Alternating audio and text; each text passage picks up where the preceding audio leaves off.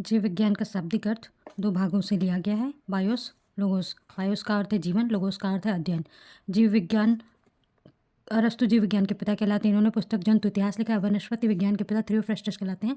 इन्होंने Historia Plantarum on the college of plants दो पुस्तक लिखी हैं। बायोलॉजी शब्द का सर्वप्रथम प्रयोग 1801 में लेमार्क तथा ट्रेवेरियस ने किया था। आधुनिक वनस्पति विज्ञान के पिता कैरोलस लिनेस कहलाते हैं। उद्विकास का सिद्धांत हम पढ़ने जा रहे हैं। इसको दो भागों में बांटा गया। उपार्जित लक्षणों का वंशानुक्रम सिद्धांत, जिसे लेमार्कवाद कहा गया। प्राकृतिक चयन का सिद्धांत, जिसे डार्विनवाद कहा गया। लेमार्कवाद जेबी लेमार्क ने दिया था, फ्रांसीसी वैज्ञानिक थे। डार्विनवाद चार्ल्स डार्विन ने दिया था, ये ब्रिटिश के रहने वाले थे। लेमार्क की पुस्तक फिलोसफिक जूलॉजिक है। डार्विन की पुस्तक द ओरिजिन ऑफ स्पीसीज है। उद्विकास का सिद्धांत इन्होंने इसी में दिया हुआ है।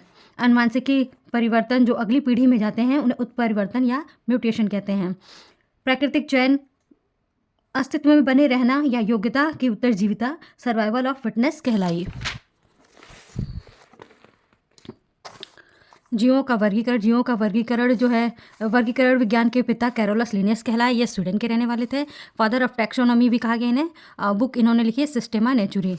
नोट्स बनाकर मैंने एक इंपॉर्टेंट पॉइंट लिखा हुआ है। जीव जगत को विभिन्न वर्गों में विभाजित करने में अर्नेस्ट हेकल, R.H. विटकर तथा कार्ल बोस ने अपने वैज्ञानिक योगदान दिए हैं। R.H. विटकर ने 5 जगत में बांटा है: मोनेरा, प्रोटिस्टा, फंजाई, प्लांटी तथा एनिमेलिया। वाइस मोनेरा को आर्कियो बैक्टीरिया, यू बैक्टीरिया दो भागों में बांटते हैं। हम जो है सबसे पहले किसी भी जीव जंतु का या पादपों का जगत लिखते हैं, संघ लिखते हैं, विभाग लिखते हैं, वर्ग लिखते हैं, गण लिखते हैं, कुल लिखते हैं, वंश लिखते हैं, फिर जाति लिखते हैं।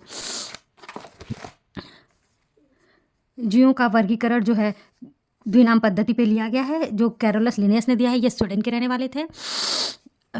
पहला भाग हम वंश पे लिखते हैं कैपिटल में लेटर में, दूसरा भाग हम जाति में लिखते हैं जो कि स्मॉल लेटर में होता है। एक कोशिकीय जंतु प्रोटोजोआ कहलाते हैं, बहुकोशिकीय जंतु मेटाजोआ कहलाते हैं। जीवाणु विज्ञान का जनक जो है एंटोनी वान ल्यूवेनहॉक को कहा जाता है। इन्होंने जीवाणुओं की खोज की। जीवाणुओं की कोशिका भित्ति पेप्टाइडो ग्लाइकेन की बनी होती है तथा कोशिका झिल्ली प्रोटीन व फास्फोलिपिड से निर्मित होती है। जीवाणुओं के जनन के आधार पर हम 3 भागों में बांटते हैं: मिथेनोजोन्स, थर्मो एसिडोफिल्स या हेलोफिल्स के रूप में। नोट्स बनाकर मैंने यहाँ भी कुछ लिखा हुआ है। कुछ जीवाणु जो तरल माध्यम में रहते हैं उनमें धागे के समान कशाभिकाएँ फ्लैजिला होती हैं जो उनके मूवमेंट में सहायक होती हैं। जीवाणुओं का आर्थिक महत्व, इकोनॉमिक इंपॉर्टेंस ऑफ बैक्टीरिया। लाभ में है कि भूमि की उर्वरकता बढ़ाते हैं। दलहनी फसलों की जड़ों में राइजोबियम वायुमंडलीय नाइट्रोजन को ग्रहण करता है। दूध का दही में परिवर्तन। लैक्टोबैसिलस लैक्टोज को लैक्टिक अम्ल में परिवर्तित कर देता है। जैविक खाद मिथेनोजेनिक कृषि अपशिष्ट को खाद में परिवर्तित करते हैं। अपमार्जक स्यूडोमोनास कार्बनिक अपशिष्टों को अपघटित करते हैं। रेशों की गुणवत्ता का निर्धारण क्लास्ट्रीडियम स्यूडोमोनास रेशों को पृथक करते हैं। कैसे? उनके तने और उनके पत्तियों के कोमल भागों को अलग करके। चाय कॉफ़ी का उपचार बैसिलस मेगाथीरियम चाय व कॉफ़ी की कड़वाहट को कम करने का कार्य करते हैं। प्रतिजैविक के रूप में यानी कि एंटीबायोटिक्स के रूप में स्ट्रेप्टोनोडेसिन स्ट्रेप्टोकोक्स ग्रीसस से बनता है। एरिथ्रोमाइसिन जो है स्ट्रेप्टोकोकस थूरिडिक्स से बनता है। मनुष्यों में जीवाणु जनित रोग, मनुष्यों में हैजा विब्रियो कालेरी से होता है। कुष्ठ रोग माइकोबैक्टीरियम लेप्री से होता है। तपेदिक माइकोबैक्टीरियम ट्यूबरकुलोसिस से होता है।